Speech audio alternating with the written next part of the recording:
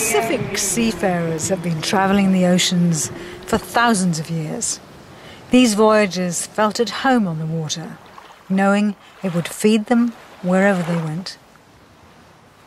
They understood the winds and the currents, and they trusted the birds to lead them to new lands. In this film, we set out to explore an interesting Hawaiian legend that has fallen by the wayside, but holds the key to the colonization of Hawaii and eastern Polynesia.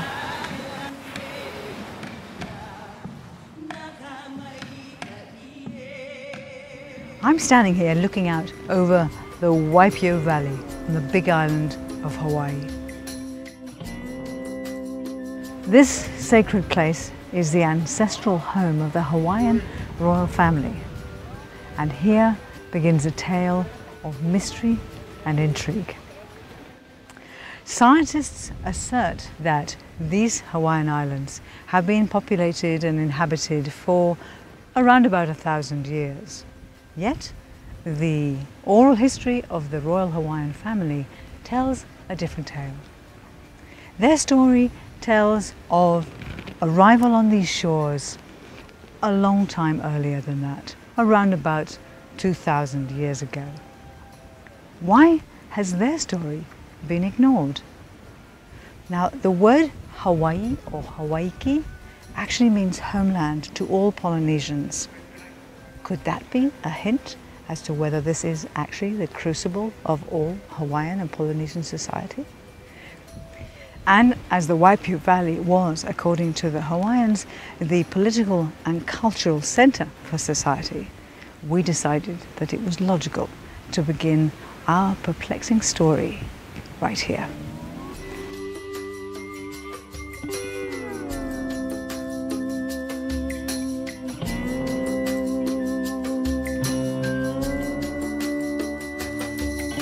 As we bounce our way down into this sacred Valley of the Kings, we wonder if our guide Hulalani, a direct descendant of the chiefs who resided in this valley, will be able to show us evidence of the age and depth of history of this sacred place.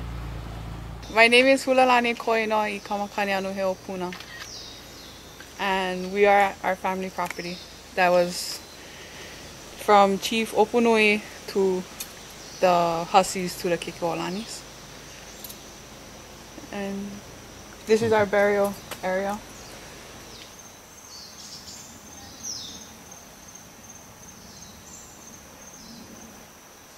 This is what we used to pound the poi in.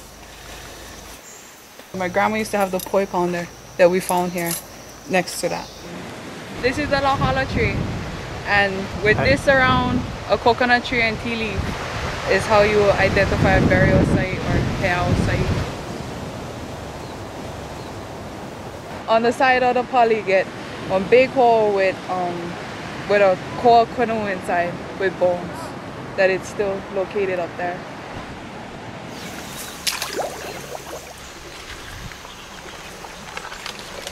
As Hulalani is showing us around her family property, she describes a history that goes back only 300 years. And we realize that much has been lost through the passage of time. Tsunamis have also taken their toll on this valley, and little or no physical evidence of the deeper history that lies beneath the ground is visible. However, what we did see was some graves of the chiefly families of Hawaiian royalty, but not the one we'd hoped to find. The grave of Solomon Peleolani, the chief who was responsible for documenting the legend that we are investigating, which forms part of the Hukumu Kalani Hukumu Kahonua. His burial place remains hidden to this day.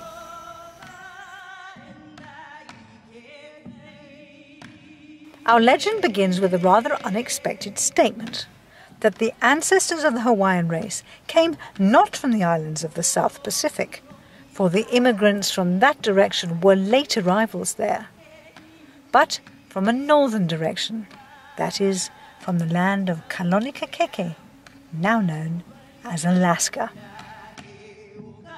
Yes, this is a very controversial statement, and maybe that's why it has been hidden for so long. Buried in the vaults of the Bishop Museum in Honolulu. The legend goes on to describe the provenance of the ancient people of Hawaii and relates the story of a devastating flood that swept over the Hawaiian Islands, forcing their escape to Alaska. And finally, the triumphant return to the islands from Alaska by Chief Nu'u and his family. We will revisit the details of this legend throughout the film. But first, let's have a little geography lesson. Alaska lies about 4,000 kilometres northeast of the Hawaiian Islands and is very nearly the closest mainland to Hawaii. These islands sit at the northern apex of the Polynesian Triangle, with New Zealand in the south, Easter Island in the east, and Tahiti in the middle.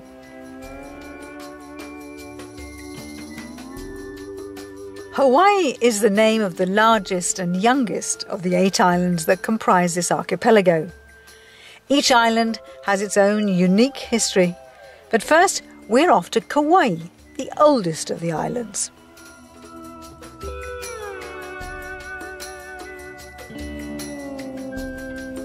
And our visit began with a relaxing paddle on the Wailua River and a visit to the Hawaiian village of Kamokila. It was there we met Puna, who told us about a lady over near the Waimea Canyon who we should definitely talk to. Do you have any stories that may have been passed down through the ages? I can relate to you only the stories that have been handed down from generations to generations. That's how stories, that's how history and culture is preserved. It's through the oral history. At birth, when they were born, they were really looked over, check their fingers, see any deformities, yeah? And the midwife would know immediately by the shape of the head or whatever it is, what that destiny is for that child. Oh, how amazing.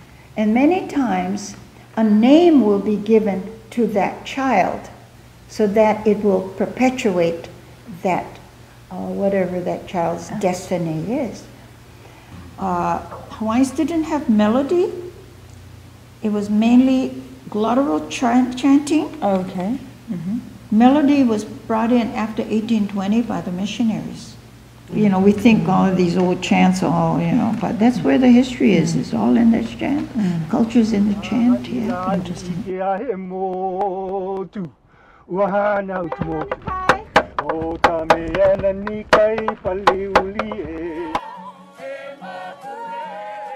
In New Zealand, we also heard how Polynesians place great importance on remembering their oral histories. We were taught by our old people, and it was because we never had a written language that a lot of our stories and our histories were passed on mainly through word of mouth, or they were told through a lot of our art forms. All of our carvings and our patterns have different meanings, so that was sort of like our writing in days of old. When we walk into our houses of whakairo or our carved houses, we're walking into a visual library. So all of these carvings have different stories that they portray about our ancestors, about the lands that we used to live on. The Maori people being the only, maybe some of the islanders as well, actually, that can trace their genealogy and actually recite their genealogy back to the Creator. Okay, and that's where a lot of the history of our travels and our buzz comes from, is from the whakapapa. And that was one whole school of learning. Whakapapa was that important that you were taught it over and over again so that you'd never forget it. Therefore, you'd never forget where you came from and that sort of thing.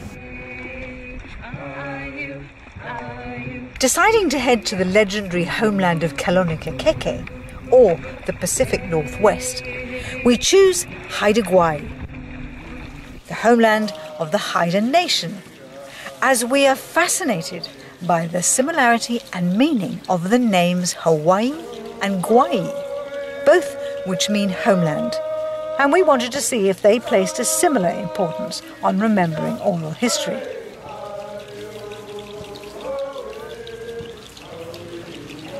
When a child was born, they would watch them very closely, and all the men in the longhouse with white hair, meaning the elders, would choose a youngster, and as soon as he started talking, I suppose they started a certain amount of training, and then it would progress until they would relate a section of the creation stories one night, and the next night it was up to the trainee to relate word for word perfectly what he had heard the night before. And the minute he made one mistake, everything was shut down and everyone had to go to bed and start again the next day. A quick recap then. We heard from Aletha in Kauai, Nettie and Jason in New Zealand, and then from Diane in Haida Gwaii, all stressing that oral histories are taken very seriously indeed. Why do the scientific papers ignore them?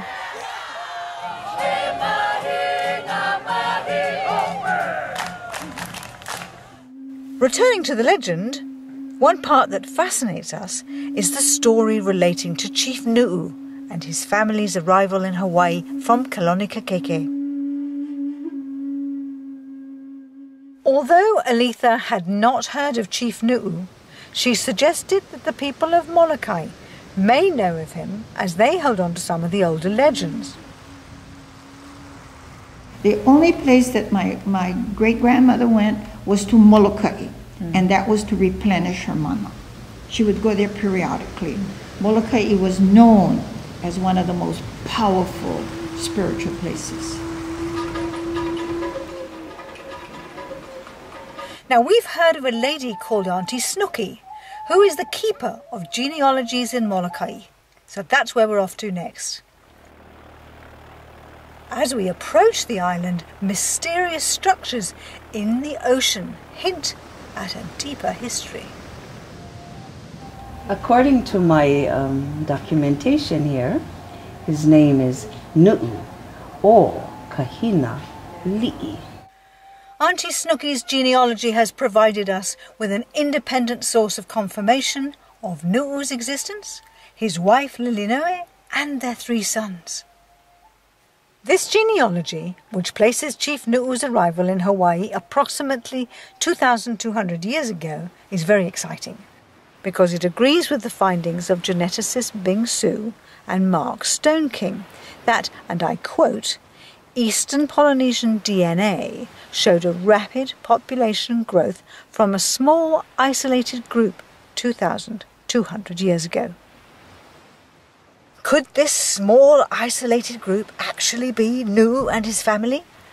And could this legend really hold the key to the colonization of Hawaii? Let's listen to it one more time. Nu'u travelled from Alaska with his wife Lilinoe, their 3 sons and their 3 wives, in a canoe called the Royal Canoe of the Continent. And it came to rest upon Mauna Kea, the White Mountain on the island of Hawaii.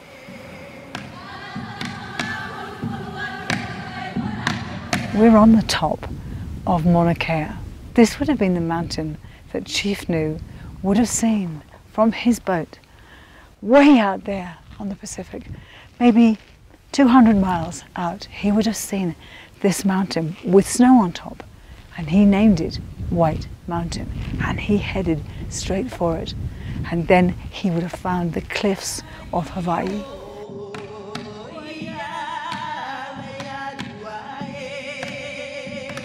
Closing in on the island, he would have seen a treacherous, lethal coastline of rugged cliffs and nowhere to land until he reached the safety of the Waipia Valley.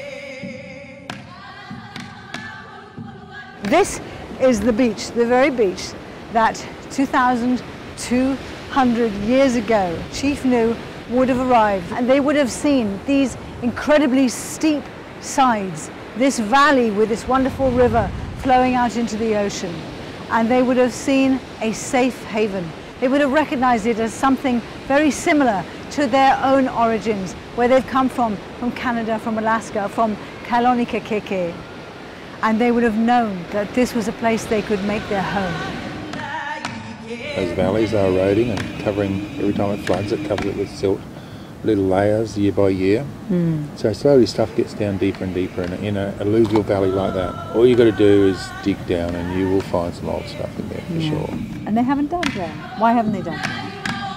The people in this valley, who I believe came from Canada and Alaska, where they have ice and sleds, used to have a sport where they'd slide down the grassy slopes on a sled.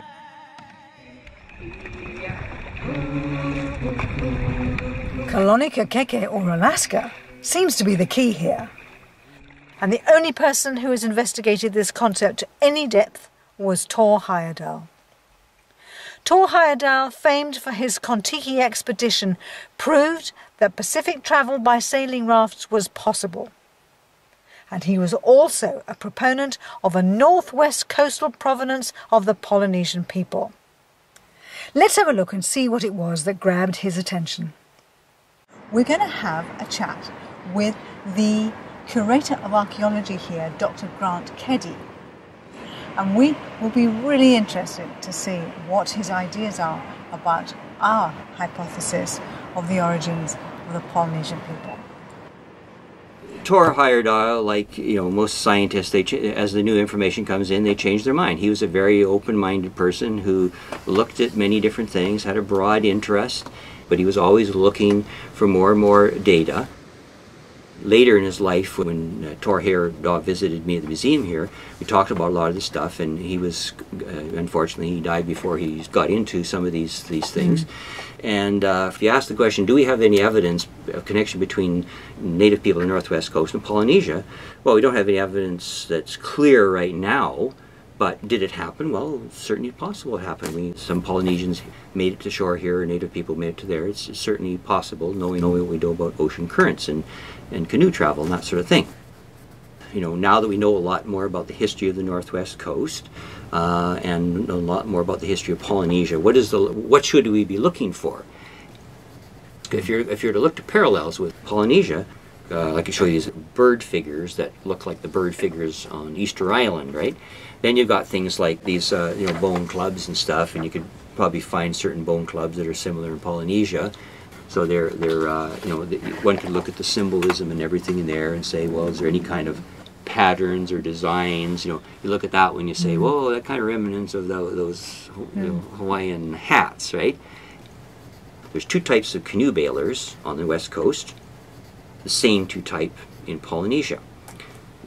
Hand mauls appear on the coast here, say around 2,200 years ago, so that's definitely before they occur in Polynesia, right? You have the what we call the stirrup-shaped mauls that come in several different varieties. So those are strictly on the northern coast.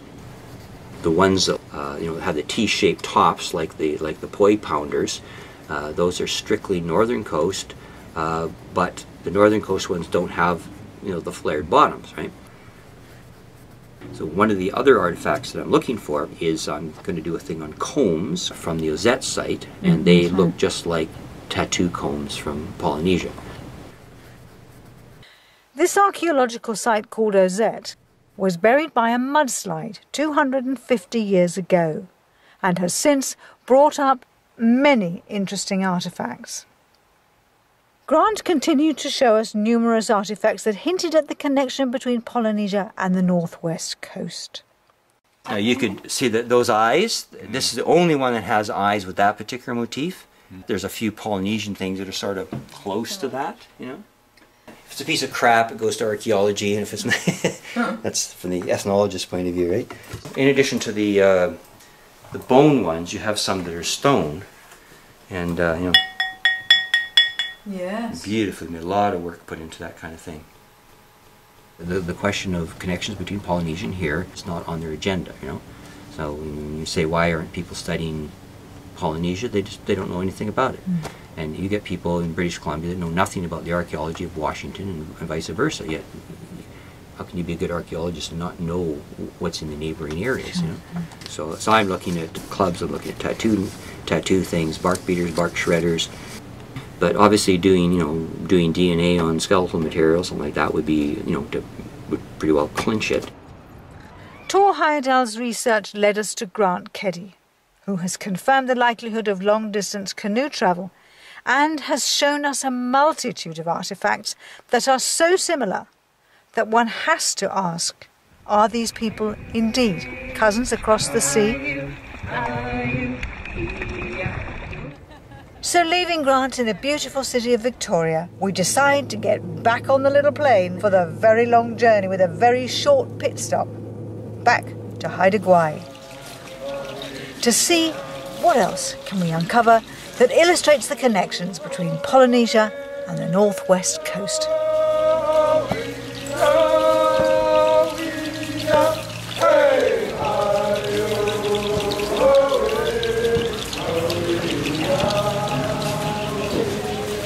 I'm standing outside the Haida Heritage Centre, a building that has been built for the Haida people to learn more about their culture through their dancing and through their songs. After a very sodden celebration of the Haida Heritage Centre's anniversary, we were able to catch up with Sean Young, the archaeologist on contract to the museum here. And it has to be said that Sean looks very Polynesian. We always make jokes with them that either vice versa. We're like, well, maybe you came from here and just left here because the weather sucked and you wanted to go somewhere where it's nicer. Because it would make no sense leaving Hawaii and coming here where the weather sucks.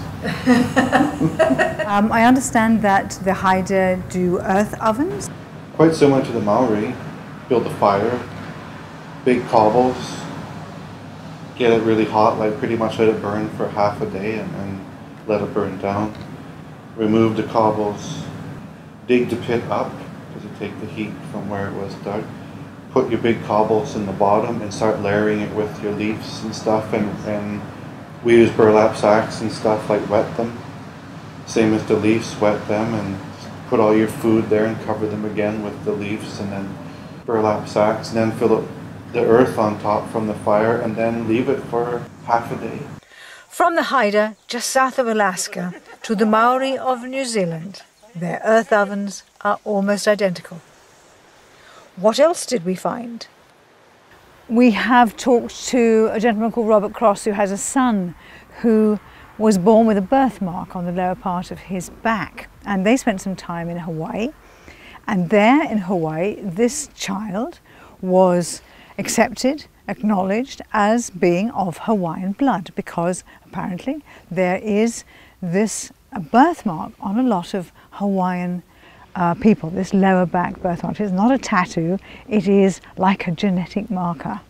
We were pleased to hear from Cliff Thompson in New Zealand that this birthmark is a characteristic of most Polynesians. All of us, every single Maori has one born on there. It's like a bruise, Yes? on the backside here, and it just disappears in time. Okay. During our research, we noticed that there were many connections between Canada and Polynesia, including place names and voyaging stories.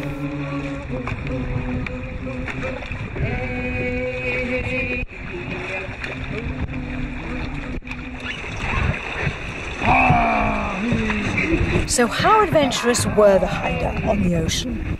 Haida is pretty much in a nutshell were the Vikings of the northwest coast. Well, we traded a lot. Yeah. We intermarried with certain nations, but we also raided and brought war to a lot of nations, from the Tlingit in southern Alaska all the way down past Washington state.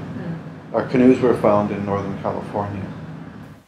Sean's description of extensive canoe travel reminds me of the stories that Grant Keddy told us back in Victoria. So there's actually these oral traditions talking about named individuals. He took his family and they left, and often never to be heard from again. And so where did many of these people end up? Out to sea somewhere. We never hear those stories. And So there's only this one Haida story. A man and a woman went out were out fishing in a canoe. They got blown out to sea, and they were continued to be blown out to sea for 3 weeks. They came to a place where there were people wearing red, and one can interpret that as, you know, red cloaks of Hawaiian Island or something like that. But all we know is that they're wearing some kind of, they're described as being sort of red on the upper part, and these people treated them nicely. They stayed with them. They fed them. They stayed there for 5 years. Then they told them it was time to go. And they said, because you live to the east, to the rising sun, which then by that alone implies that you're on an island somewhere way offshore, they taught them how to follow the birds, and they mentioned specific birds that did this migration. So these people left, and the bird landed on their canoe, and when the bird left, they changed the direction of their boat to where the bird went, and they kept doing this. The birds would land on their canoe, and they kept changing directions. So they got back home by following the birds that were heading to the shore. Grant and Sean have confirmed for us that ocean travel between the northwest coast and Hawaii is totally plausible on several counts. The most important point he makes here is that these early seafarers had total faith in following the birds. Ornithological studies have shown that these birds fly from Canada to New Zealand every year, and the Pacific voyagers would have used them along with their detailed knowledge of ocean swells and star navigation to reach the far-flung corners of the Polynesian Triangle. These ancient voyaging routes were preserved in their chants, as evidenced here by this beautiful Haida story told by author Barry Brailsford. I'm going to tell you about the visit by the elder from the Haida and his son. As soon as I met them, I knew it was a time of ceremony, in as much as he brought great mana, and so did his son, that this was a very special visit that they were making to this land. And the Haida put on all their gear, their beautiful costumes, and then they told their stories. And they told the story of sailing to Japan and back, and other voyages, but also the story of coming to New Zealand a long time ago, and then sailing home again. When they tried to explain, in response to questions, how they navigated, in fact how they got to Hawaii, which they were starting to release to the world. We've been places. We had great abilities on the ocean. To get to Hawaii, they followed the hummingbird. The hummingbird doesn't go beyond the shore. How did you follow the hummingbird? Of course, what they didn't understand was that the hummingbird was a star pattern. I think if you could go to a newspaper in Hokianga back in 1938, you might discover there a report about an old man, a grandfather from the Haida, who took his son called Grey Wolf, who was then just 12, and said, we're going to make a seagoing kayak. And they took 2 years to do it, according to Grey Wolf. And the grandfather told the lad, we're going to make a great journey to a land far away across the ocean. And they arrived in the Hokianga in New Zealand in 1938. They stayed for a time, then they went back again. And Grey Wolf came here in the early 1990s and shared his story. Puts this whole understanding of how these people were capable of making such amazing journeys and returning from whence they came. It puts back there the amazing, amazing abilities of people of long ago. Abilities that we've set aside, don't even bring to mind. What was fascinating about Barry's account of the Haida's visit is that they followed an ancestral sailing route that took them straight to Hokianga Harbour, the landing place of Kupe. Kupe, and he was probably the one who is said to have discovered New Zealand. Okay, he landed up in Hokianga Harbour, which is up there, and he fashioned an adze, greenstone adze, down the South Island, and he took it back. Tamit's couple must have came quite a few generations after that, but he ended up with the adze, which he got someone to fashion the Te Arawa canoe with. The connection between kupe and greenstone is intriguing, as it was a prized material in both New Zealand and the west coast of Canada. Is this a clue as to where kupe originally came from? So they would make finished jade artifacts up in the interior of the province and trade those down to the coast. And they're actually cutting these with pieces of schist that have garnet in it. So garnet's actually, nephrite is very hard, but garnet's harder. They sawed this through from both sides and snapped it off and then ground it down. A lot of work went into these things. Greenstone to us is the most valuable stone in the world. More valuable to us than gold. What other culture in the world holds it up in that sort of significance? Definitely the Chinese, or the pre-Chinese, you know. Yeah, and the Haida, so you've got the Canadians, natives as well. And it's probably for the same reason too. It's a connection to spirit, spirituality.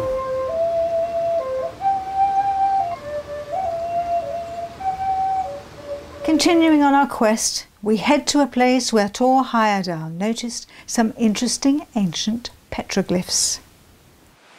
We're going to get ourselves on a boat and we're going to go for a whole day to a place called Belakula. And Belakula will hold surprises and treasures that we have yet to imagine. It's pretty chilly, but it's not too bad. It is kind of nose freezing kind of weather, but never mind. As we come into the little harbour of Belakula, we're reminded of the high cliffs of the Waipio Valley. This is, in fact, the place that Tor Heyerdahl believed the Polynesians first came from.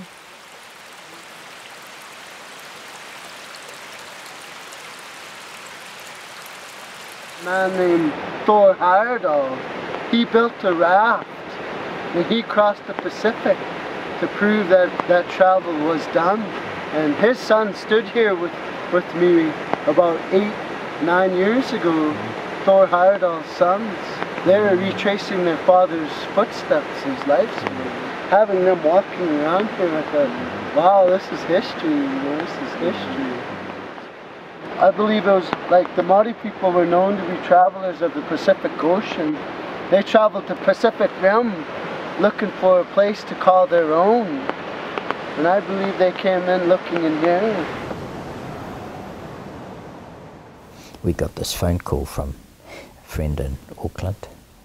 He said, I've come across these Haida people who are going around trying to find people who know about the ancient voyaging, and they found no one, and they go in 2 days, and can you help them? One of the stories they shared was quite amazing for me, in that, we were both stunned by it.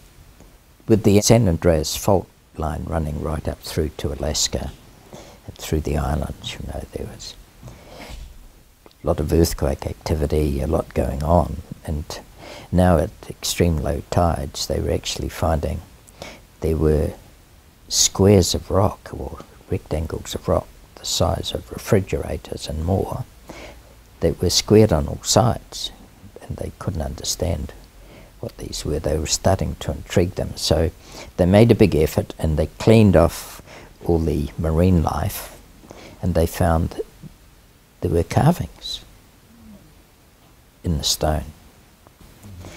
And we know nothing of these. We don't know what these symbols are.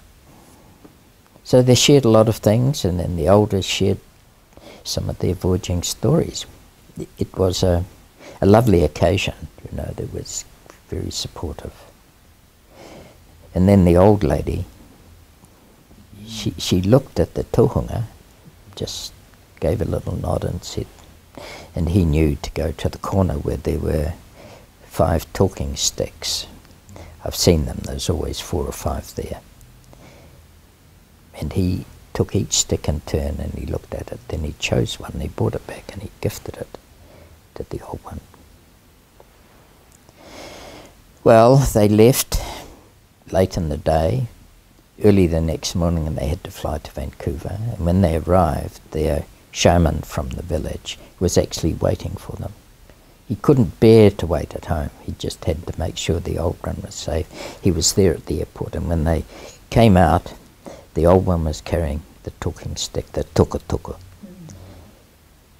And he placed it in front of the shaman, held it like this, and the shaman took it and looked at it and turned it over and looked at it and turned it over and looked at it, held it close, and he wept over it. Because on the stick were carved the symbols that were on the stones that were coming out of the ocean.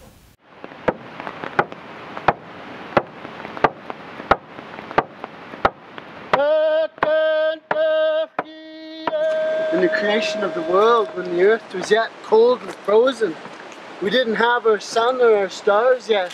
Our elders say everything was chawi sus, the color of copper or a golden color. That was the color of the world before we had the sun. That's my Nuchalk name, chawi sus, the color of the world before the sun and stars. This reminds us of a similar legend that we heard while we were in Haida Gwaii. The Haida, they have a legend of the sky and the earth being the same colour, and that at some stage there is a person or creature that has created a separation between the land and the sky. And this is a very, very important part of their creation legends. The Maori of New Zealand also have a very similar legend of the separation of the sky from Mother Earth. Ranginui is the Sky Father, and Papa Tuanaku is our Earth Mother. And there is a legend that they were locked in an embrace, and that was prior to being separated by the gods that lived in between them, which were their children. In Nia Bay in Washington State, just down the road from the OZ site, Micah McCarthy, a Makor tribal leader, also talked to us about their separation of the sky legend. Western science a number of years ago sort of validated the legend that there was a time when people couldn't see the sun because Earth was enshrouded by such a heavy cloud and fog cover that for generations people never got a chance to see the sun or the moon. It just got light and dark, and nobody could see the stars or the sky. And so there's a story in the Puget Sound about lifting up the sky, because if the clouds were so low. Micah, the Haida, Nettie and Chris are all telling the same ancient legend. So what are these stories depicting? What could have caused the sun and the stars to be obscured from view for so many generations? One possibility is that a comet struck the Canadian ice shield nearly 13,000 years ago, triggering volcanoes and filling the atmosphere with dust. This comet showered southeastern America with bullets of water that gouged out 500,000 craters known as the Carolina Bays. It also showered North America with microscopic nanodiamonds that can still be found in the sediments today. Sad to say, there would have been few survivors. Subsequently, there was a significant repopulation of America around 12,500 years ago from East Asia by a seafaring people who carried a characteristic female DNA marker known as haplogroup B. The arrival in Canada of this female DNA is recorded in an old Chilcot story which says, "Some strange people came from the Western Ocean. Among them were two sisters. They landed on Doll Island in southeastern Alaska. There, the sisters met and married men whose people were coming down the rivers from the interior. One sister went with her family to Haida Gwaii. Her children grew and multiplied into the Haida Nation. The other sister went with her family to Prince of Wales Island and became the ancestress or mother of the Tlingit Nation." What is most interesting is that the people of the Pacific Northwest and the Polynesians share a unique piece of DNA called HLA-BW48, once thought to be unique to the Polynesians.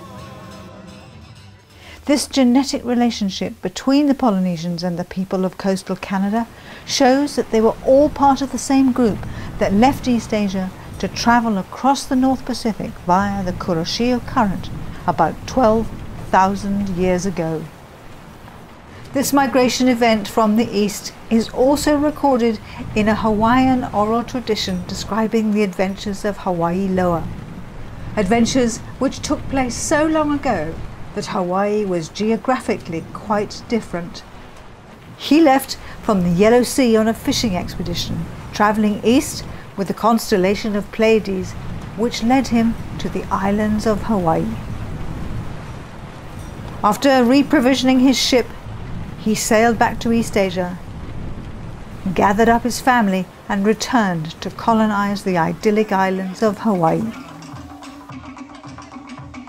The genealogy of Hawaii Loa shows that he lived many generations before Papatūānuku and Ranginui, before the time of chaos and before the great floods at the end of the last ice age that not only flooded the coastal plains of East Asia, but also the islands of Hawaii.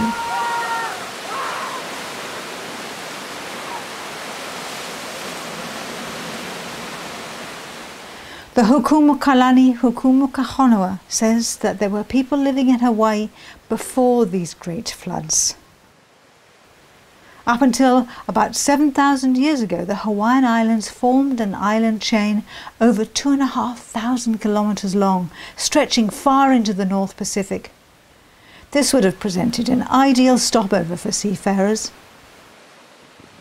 I have an idea. There might have been people living there a very long time ago. Let's have a deeper look now at what this legend actually says. The first man and woman who came from Alaska to Hawaii were Kalonikekeke and his wife Humue Apule. They were said to be high chiefs of the people of the East and the people of the West. They arrived in Hawaii before it was disrupted by a great flood. This great flood carried away from Hawaii a floating log of wood, which then drifted all the way back to Alaska. If the history of Hawaiian habitation is as deep as these legends suggest, what other evidence can we find to back it up? According to our own handed down oral histories, it goes very far back. It goes a long way back. We're in the middle of the Pacific Sea, all of the Hawaiian chain. Each has their own energy and their own quality. So I dare not speak on the different islands, but I will speak of Molokai. And Molokai is the pico of the universe. When time began, it began here. And after the flood, many went out. But in the now, they are coming back home. It was a whole continent in the Pacific Ocean, as Atlantis was a continent in the Atlantic Ocean. Hawaii itself dates back to the time when Sumerians was writing Sumeria. We were called the Mu people. The Mu? Mu, M-U. Probably your times of your mystical times and all that, Atlantis and all those times. So nobody charted an ocean like we did. Absolutely. Like they was sailing around the world from the times they were building Egypt, they said. Yeah. What other evidence is there in Hawaii that people were living here in ancient times?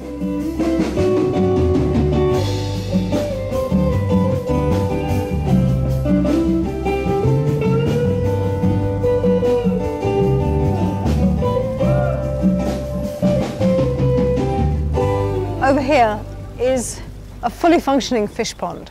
It's actually called the Fish Pond of the Kings. These fish ponds are ancient in design and they are being renovated and restored as much as possible. What they haven't been able to restore, however, are the other fish ponds that you actually can only see through Google Earth or if you actually dive on them. And those are the ones that are even further out here.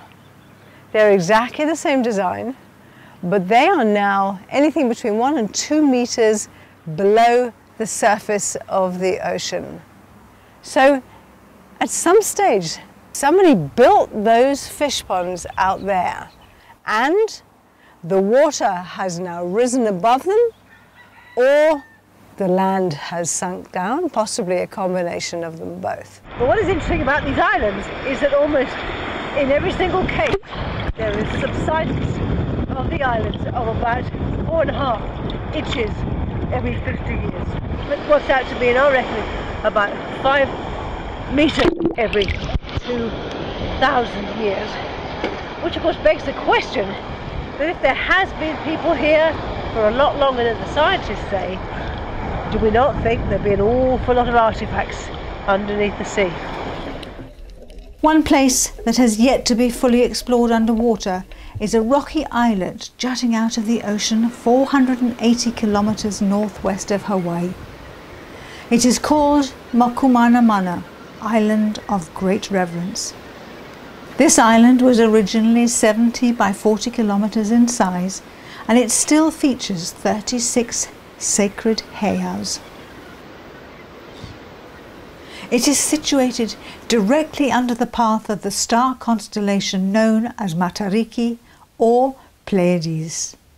Matariki is considered to be the navigational homing constellation for Hawaii, the ancestral homeland of most Polynesians, as mentioned here by artist and historian Kerry Strongman. This is a Haitiki, which is said to be one of our ancestors that came again from Matariki or the Pleiades. Most of the Polynesian cultures acknowledge that we came from that star system. On the island of Mokumanamana, curious stone statues were found. Could these be an indication of the Menehune, the earliest people in the Hawaiian Islands? Remnants of this culture are most apparent on Kauai, the closest island to Mokumanamana. Perhaps Aletha could cast some light on this question. First people were the Menehunes. William Hyde Rice was a collector of legends here on Kauai. I believe he was the beginning of enhancing them as little people, as leprechauns, or whatever you want to call them, you know. Anthropologists have never found any small skeletal remains to say that we had a population of little people. No, they never had that. They did a census, and a few people that wrote in Menehune, and they were from the Wainiha on the North Shore. Down near the Waimea River, there is a thing called the Menehune Ditch. It is said that these people were here before times of the Hawaiian, and they were an engineering sort of people who knew how to build fish ponds and ditches. And we just met some people who live here, right here in the Waimea Valley, and those people have just said that their ancestors were of Menehune extraction. The people in that valley have maintained that ditch right through the years, and there were these people that looked a little bit different to your average Hawaiian, and I said, are you connected to the people that built this ditch? And they said, oh yeah, we are Menehune. And he had this he had a top knot. He had this top knot with a stick through it. The Menehune tie their hair up in a top knot and put a stick through it. Has your family's always lived here? I live here. Yeah? Yeah. You still farm here? Yeah, I live right down the road. Taro or? Yeah. Taro. But I'm not connected to the ditch. You're not connected? No. My husband is. Yeah, my husband is. Okay, so here we have ancient sunken fish ponds, numerous shrines on remnant islands, mysterious statues and tales of the Menehune. How much deeper can it get? Surely this validates yet again the veracity of our legend. Why has this history been forgotten, and what happened to the Menehune? And when the Tahitians came, they were put to work. They became the slaves. Now, in Tahiti, if you look at that word, slave is Menehune. This Tahitian invasion of approximately 1240 AD is what many archaeologists believe establishes the time of the initial colonization of these islands. This is when the warrior Pa'ao invaded the islands of Hawaii, an invasion that changed everything. There was a man called Pa'ao who came from the islands of Tahiti, and he saw that there were a peaceful people living here. He came back with a whole band of warriors, several ships, and he landed on these shores ready to corrupt the leaders and the gods of the Hawaiians and change the entire system. He changed the entire system by bringing in a kapu system, which was like a punishment system, whereby the smallest infringement of the law that he laid down would be dealt with by death. The Tahitians brought the rank, and the elite, the nobility, the commoners, the slaves. It was all after the Tahitians came. Society changed. And so, you know, we celebrate and we say, oh, this is Hawaiian culture.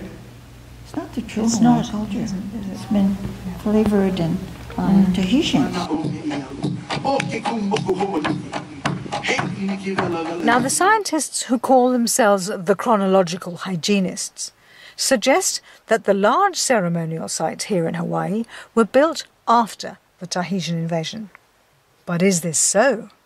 Because of the position of this particular heiau and the fact that it sits on this wonderful natural bay, which would have been deep enough to bring ships in, there would have been structures here prior to this particular heiau being built. Tragically, there was another heiau sitting here in the water. Now, this heiau has sadly disappeared altogether. There was a certain amount of interaction with explosive devices, and that could have had something to do with the fact that that heiau is no longer visible, which is a pity. It was visible up till about 1950. There's another heiau over that way called Mu'ukini. It was actually built in 480 AD. That's 1500 years ago. So with the scientific paperwork that says that there have been people here only, let's be generous and say 1200 years, where did the people come from to build that heiau? Ostensibly, according to the records, they needed 18,000 people to build it. And they brought large volcanic rock from 14 miles away to build that heiau Mu'ukini. Where did these people come from if there was no population? It seems to me that there must have been an awful lot more people here than the scientists are willing actually to admit.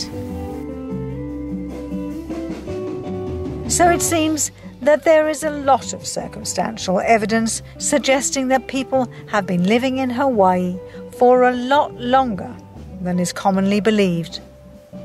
If so, Polynesians have actually been here since before the floods that came after the last ice age. Just like the legend says. It is logical, therefore, to assume Hawaii is in fact the crucible of Polynesian society. Hawaii, the homeland.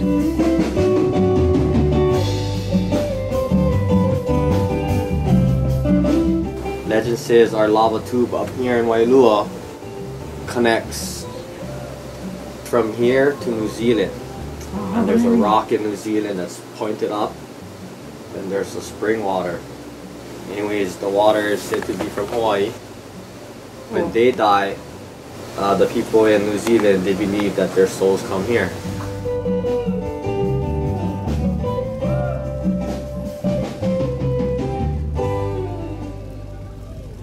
Our quest in this film was to establish if 800 years of habitation of the Hawaiian Islands, as asserted by some scientific papers, stacks up against the ancient legend of Hukumukalani Hukuma ka Honua.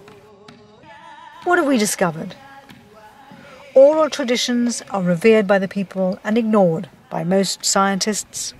Archaeologists agree that canoe travel of that era is highly plausible. We have seen that ancient legends from the northwest coast are very similar to those of Polynesia. But most compelling is the multitude of tools, artifacts and canoe designs that are so similar that one could imagine that the Polynesians and the people of the northwest coast were indeed cousins across the sea. The Hawaiian people have a right to their true ancestry. What will it take to publicly acknowledge this legend and give Solomon Paleolani back his deserved place in history and share with the Hawaiian people the full legend of Hukumu Kalani, Hukumu ka Honua?